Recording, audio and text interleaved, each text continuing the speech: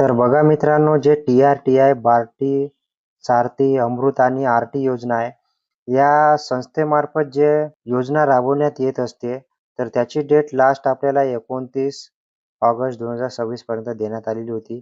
ते डेट वाढली आहे मित्रांनो, आता आपण बघू शकतो 4 सप्टेंबर 2026 पर्यंत वाढवून देण्यात आलेली आहे. रात्री 12 वाजेपर्यंत आपण फॉर्म फिलअप करू शकतो CET एक्झामसाठी. आणि याच्यामध्ये जे मोस्ट इम्पॉर्टंट होते ते वयोमर्यादा होती, ते पण आता आपल्याला 30 वर्षापर्यंत वाढवून देण्यात आलेली आहे.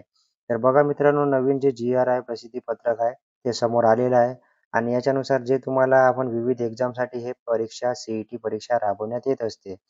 तर त्याच्यासाठी आता तुम्हाला 4 सप्टेंबर 2026 पर्यंत अर्ज करता येणार आहे. आणि ज्यांचं वय वाढलेलं आहे, त्यांनी पण 30 वर्षापर्यंत वय झालेले असतील, त्यांना पण संधी देण्यात आलेली आहे.